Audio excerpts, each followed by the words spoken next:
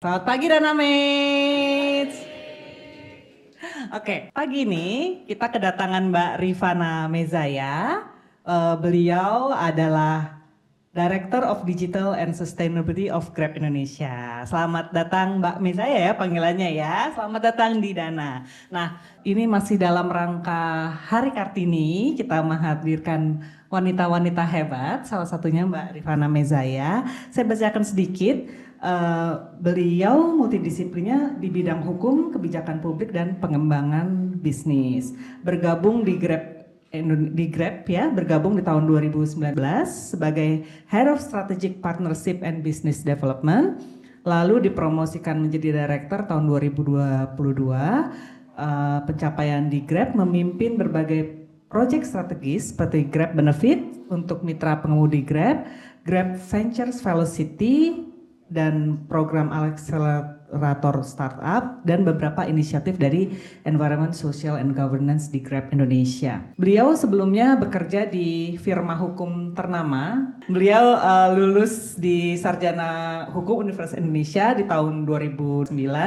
Lalu salah satu kehebatannya juga beliau menjadi salah satu pembaca pidato perpisahan waktu lulus dari NYU School di tahun 2013 ya. Nah, sekarang kita sambil ngobrol-ngobrol santai aja ya, misalnya ya, gitu. Nah, ini ada beberapa yang pengen kami ketahui. Sebagai salah satu pemimpin di Grab yang memang berfokus di digital dan keberlanjutan, sebenarnya apa sih, Mezaya, tantangan terbesar yang dihadapi dalam membangun strategi digital inklusif dan keberlanjutan industri teknologi di Indonesia? Selamat pagi Dana Mates. Thank you Mbak Dina undangannya nih ke kantor Dana. Saya tadi udah sempat muter, ada yang di Pasar Apung ya, ada yang di sawah ini, yang di sana tadi apa ya? Pulau ya. Itu Indonesia banget ya. Vibe-nya oke banget sih. Keren banget. Thank you semuanya dan salam kenal. Pagi ini bisa diskusi dan tentunya senang juga ya diajak diskusi soal inklusivitas, soal ESG ini dengan Dana yang juga sudah banyak sekali nih langkah-langkah nyatanya gitu ya dengan para konsumen dan mitra-mitranya. Mungkin kalau tadi pertanyaannya sebenarnya tantangan untuk inklusi digital itu apa?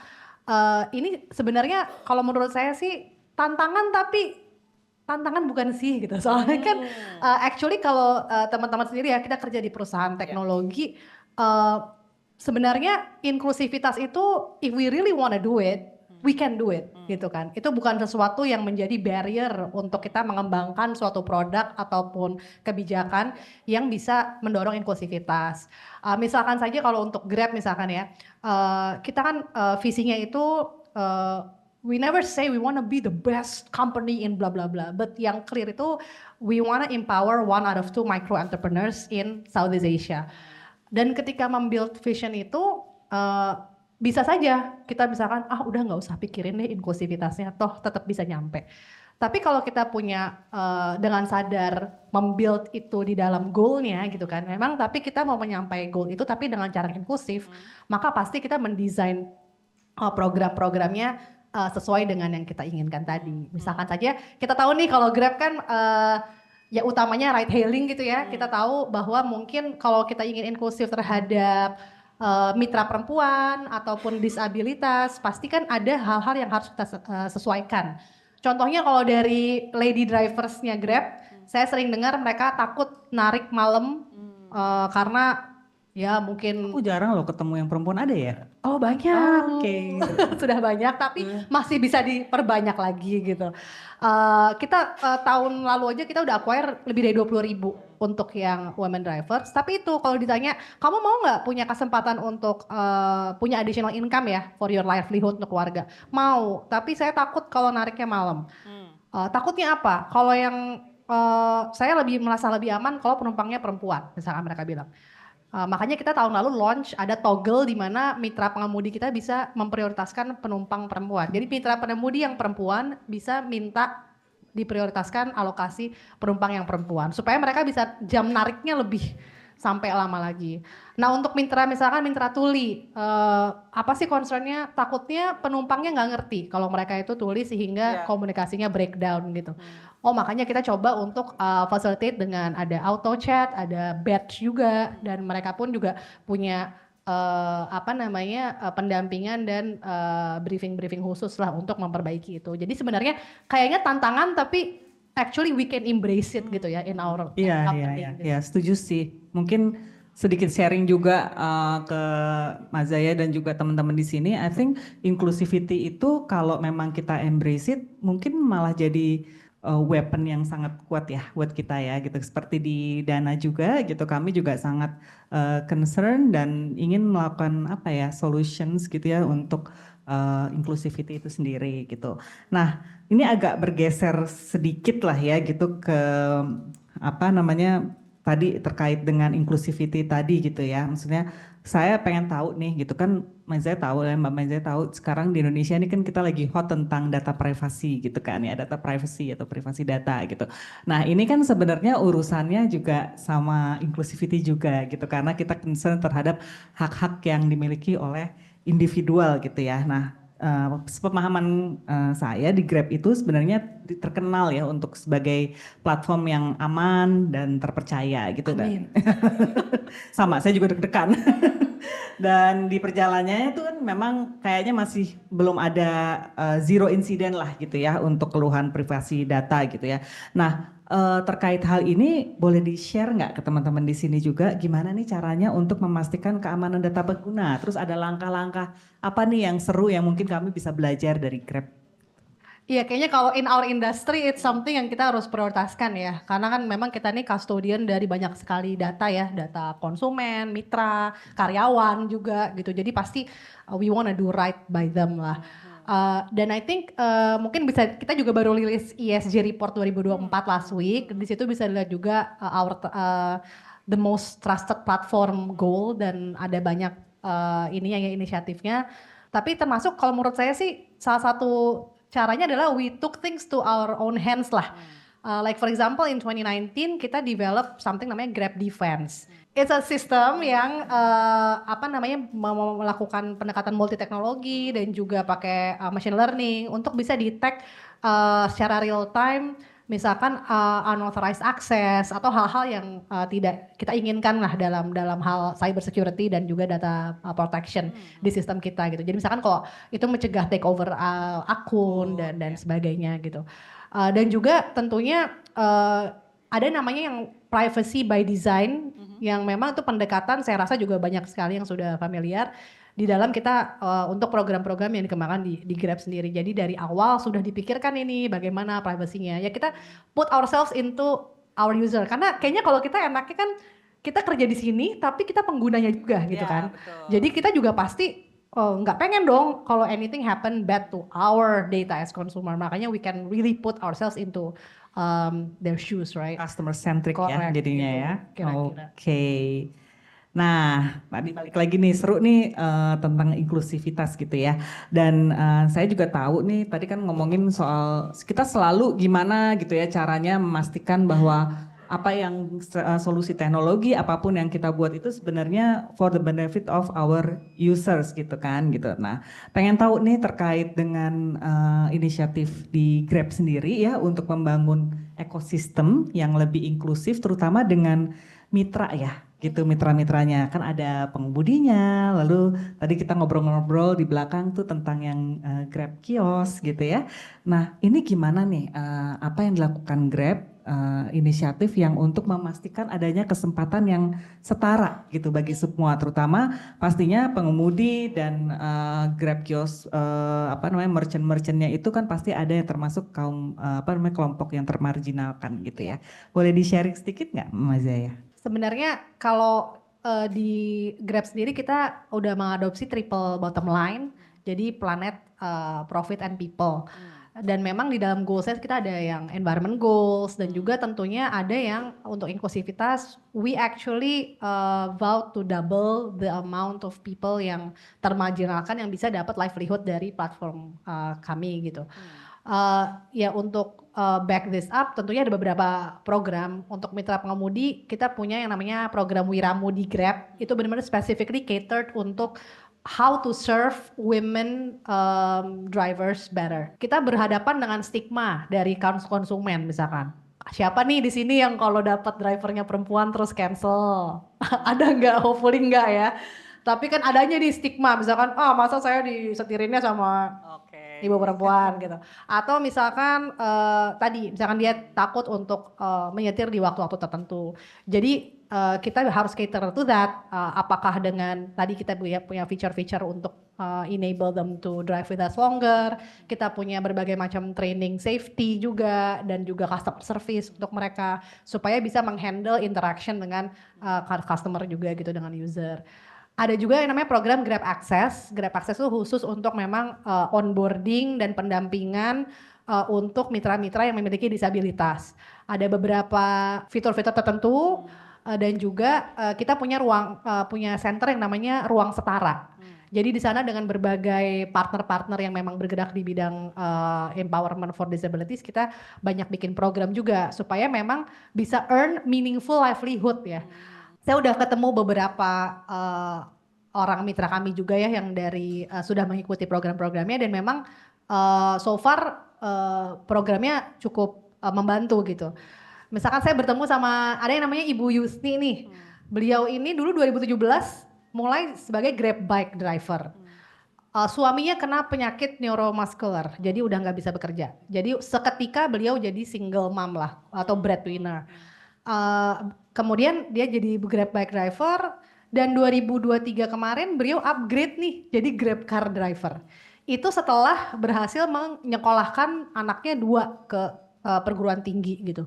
Dan ketika ditanya apa sih yang bisa membantu, ya tadi kesempatan untuk memberikan mengambil livelihood dari platform dan juga fitur-fitur keamanan yang membuat beliau makin pede gitu loh untuk ngambil job dan memang jadinya bisa bekerja setara gitu loh dengan waktu yang juga mungkin kalau driver pria bisa spend untuk make money. Ya, seru banget ya. Jadi ini menarik sekali sih. Sebenarnya apa yang dilakukan tadi gitu ya, sebenarnya bukan sesuatu yang rocket science lah ya gitu ya. Gitu. Jadi buat Dynamate semuanya di sini gitu ya. Kadang-kadang kita tuh nggak usah mikir yang terlalu ribet gitu ya, lakukanlah dengan sesuatu yang sangat simpel gitu ya kalau untuk melakukan dampak gitu, karena terkait dengan keberlanjutan dan inklusivitas itu sendiri sebenarnya ya kelompok yang termarginalkan itu memang membutuhkan informasi yang sangat simpel dan yang mungkin kita sudah pelajari dari kita kecil sampai kita dewasa gitu ya, dan kita bisa memberikan segala sesuatunya asal kita mau gitu ya. Tadi seru sih terkait dengan inisiatif triple bottom line, berarti ada profit, people, dan planet ya, kayak gitu ya. Nah ini gimana Grab bisa mengintegrasikan prinsip ESG ini ya dari triple bottom line ini, dan pengen di-share juga ke teman-teman di sini gitu yang memang kita sekarang sedang mengembangkan juga untuk ESG gitu ya.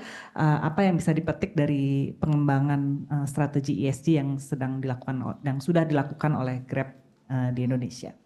Saya juga sebenarnya banyak belajar berapa tahun ini sih ya tentang triple bottom line ini, dan tapi kalau menurut saya sih yang penting itu memang komitmennya sih, dan it's a real commitment ya, dari top to bottom semua orang punya komitmen untuk menjalankan ini. Sebenarnya ketika kita bilang kita mau jadi triple bottom line company, what does it mean sih? It means bahwa kita secara sadar mengerti bahwa keberhasilan jangka panjang perusahaan kita itu sangat erat kaitannya dengan kesejahteraan masyarakat dan lingkungan. Jadi itu tidak pisah gitu kan. Nah makanya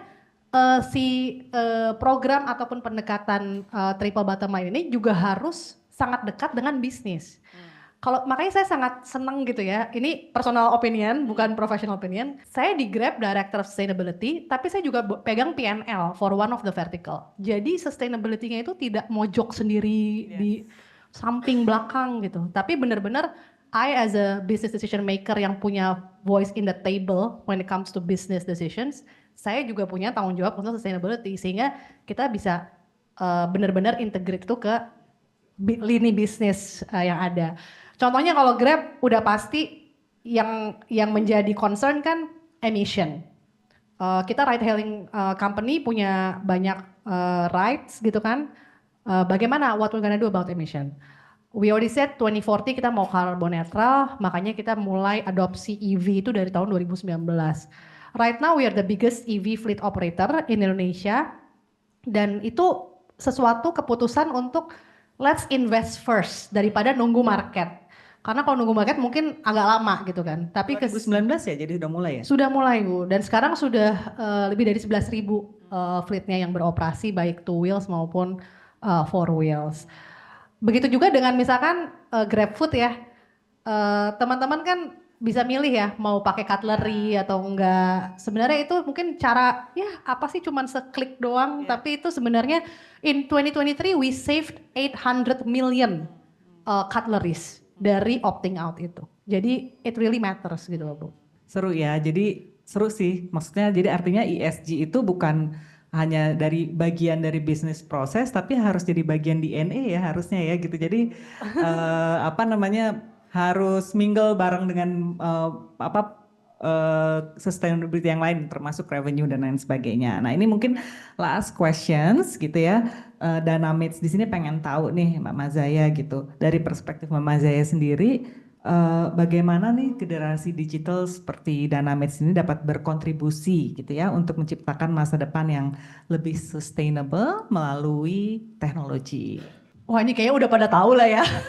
You guys are everyday making a difference in how people live gitu kan. Saya tuh kalau karena saya pegang Grab Kios, saya suka ngiter ke kota-kota ketemu sama warung-warung.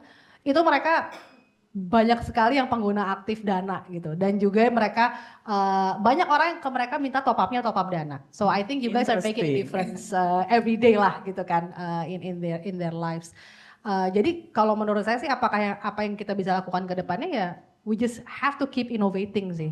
Kita ini sangat privileged ya, bisa bekerja di perusahaan yang mengedepankan teknologi dan inovasi. Jadi inovasi kita itu didukung bukan di ngapain sih gitu kan, kok kamu mau berbeda, kan nggak begitu ya. Yes. Jadi itu sesuatu yang kayaknya kita harus tetap perjuangkan.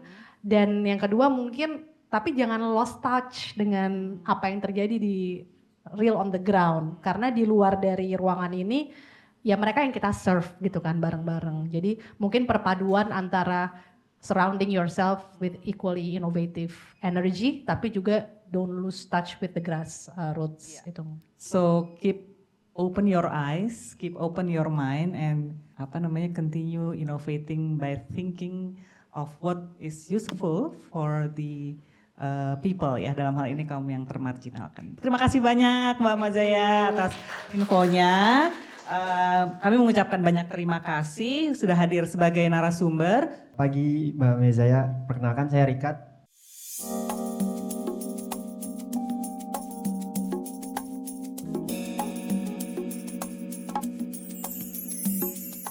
Thank you Mas Rikat. Setuju banget. Ini EV nih sesuatu yang very interesting gitu ya. Aku boleh langsung jawab. Karena bener banget, your point is very correct gitu ya. Ini kan sebenarnya bukan hanya soal mechanical change, it's a behavior change. Terutama untuk mitra pengemudi kami yang waktu awal itu ya Mbak Dina, ada banget yang namanya distance anxiety. Jadi kalau misalkan, kan kita gitu juga kan, mau pakai EV, ntar mati di jalan gak sih? Gitu. Gue kayak kalau harus ngekep, gitu kan. Nah kebayang aja gak sih jadi mitra pengemudi Grab yang memang literally time is money. If they have downtime, harus nge-charge lama, harus apa segala macam, they lose order, they lose money. Jadi pasti resistance-nya tuh tinggi di awal. Tapi makanya waktu itu kita bikin conscious decision, gak apa-apa kita aja yang invest dulu di EV-nya. Jadi the majority of the first thousands of fleet itu Grab yang invest, mitra pengemudi bisa sewa dulu harian. Jadi mereka sewa harian berarti apa? They don't have to have the capital awal untuk beli EV yang nggak murah loh, EV kan belum murah gitu banget gitu ya. Kemudian they don't have to worry about maintenance, kita yang masih maintain. Jadi kita tunjukkan dulu ke mereka bahwa satu, kamu bisa ngojol atau ngetaksol pakai EV. Dan benar, jarak wise ternyata sama, tempuh yang bisa ditempuh. Kemudian penghasilan mereka juga to some extent a lot better karena operational cost 30% cheaper. Jadi kita harus buktiin dulu aja Pasti nanti mereka ketika mereka udah bisa tahu caranya, udah bisa percaya, they're gonna adopt it gitu. Dan interestingly nih Mbak Dina, yang sangat cepat mengadopsi itu yang perempuan. Jadi does it mean that perempuan open to change? Ya, itu belum ada risetnya saya. Harus bisa adaptif sih. It's a nature. Begitu ya. Iya, dan kalau sekarang sih kita lihatnya orang udah makin pede. Dan kalau teman-teman ada yang pengen transisi ke EV, actually right now Grab drivers yang EV itu one of your best source untuk tanya-tanya dan validasi ya. Our own warrior, nah, karena mereka udah do it every day.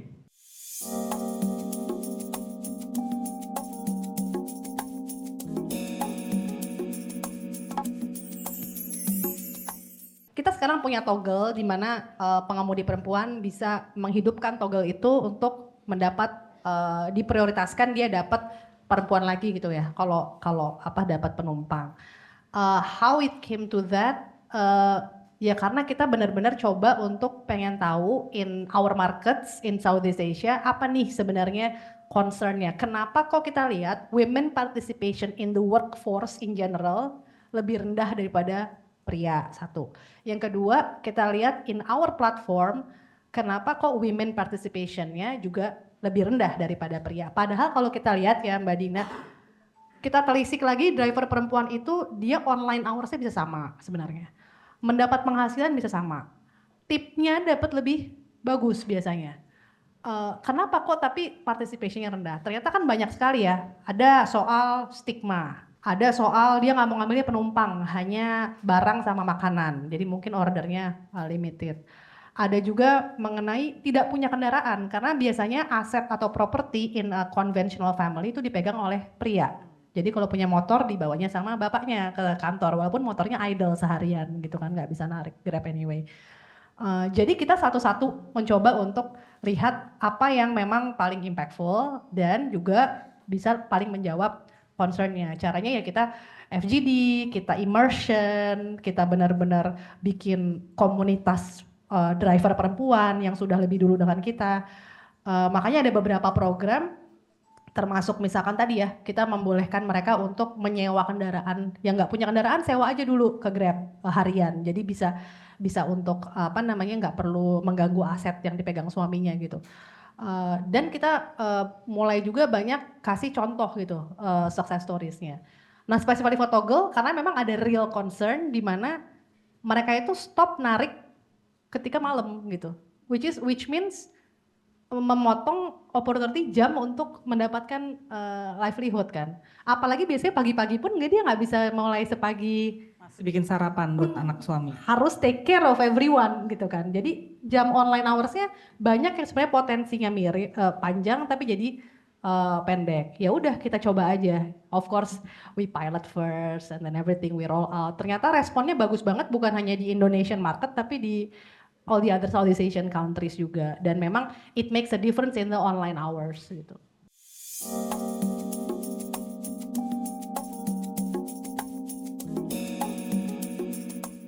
Thank you Mbak pertanyaannya. Aku sih kalau di Grab merasa tersupport banget juga ya walaupun lu udah pegang ini, pegang itu. Karena nggak tahu it's just different.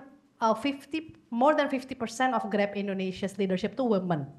Jadi I feel like everybody's used to doing multiple things at once at multiple facet dan memberikan confidence gitu loh buat fight for investment in sustainability. Karena kan sebenarnya kalau aku berhadapan sama orang yang pegang P&L untuk bisnis lain gitu ya di Grab, mungkin kan mereka punya concern lain juga. Tapi karena kita bareng-bareng di meja business leaders, so we know all the context and we can influence each other and make each other confidence of ayo ke arah sini gitu.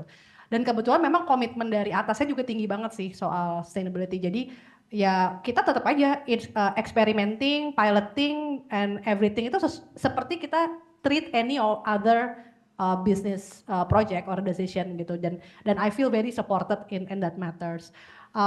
Mungkin kalau saya bisa kasih contoh kayak mengenai masalah waste dari pengiriman GrabFood gitu. What do you want to do about it? Kalau kita lihat Uber gitu ya di Australia, mereka udah punya yang namanya sustainable packaging rule. Jadi kalau nggak begini, malah merchantnya yang dipenalize gitu kan.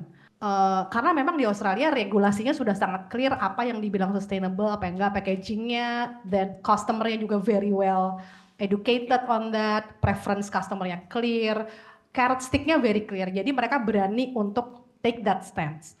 Now the question is, kalau dari sisi sustainability doang kan kita kayak, aku juga mau ambil stance itu gitu.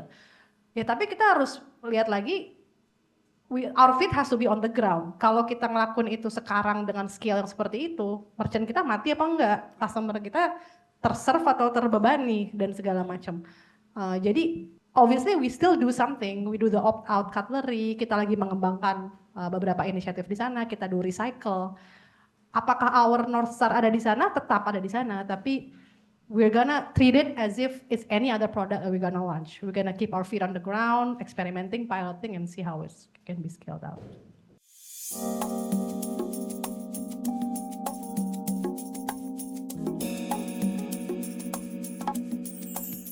Wah, ini kalau ada customer pengen kayak gini, saya bisa kasih feedback nih. Customer kita pengen ini loh, pengen pakai gitu.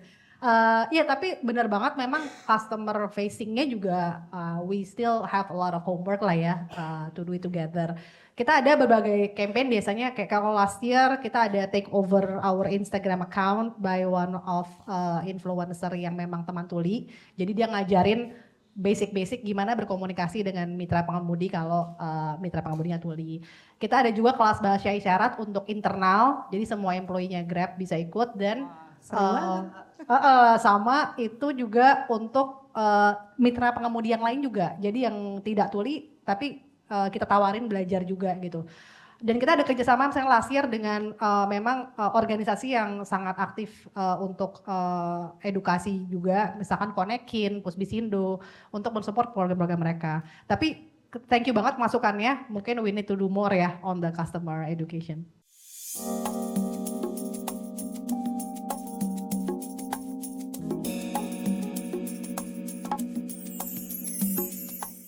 Thank you Mbak Vinka di BSD ya? Lebih dekat ke kantor Grab daripada dari sini. Mbak Vinka main boleh.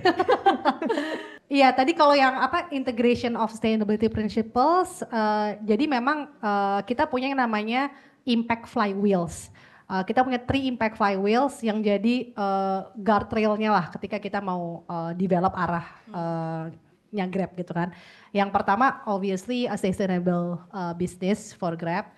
Kemudian empowered partners and users, dan juga a thriving Southeast Asia. Jadi kita selalu pakai 3 ini untuk melihat apakah inovasi atau inisiatif kita ini bisa menguatkan salah satu flywheels. Karena asumsinya kalau yang satunya bergerak, itu akan menggerakkan yang lainnya. So if we empower our user, our partners, with inclusivity as well, itu bisa menggerakkan a sustainable business for Grab juga, tapi juga bisa membuat Southeast Asia ini lebih thriving. Jadi kayaknya identifying the flywheels was very important for us.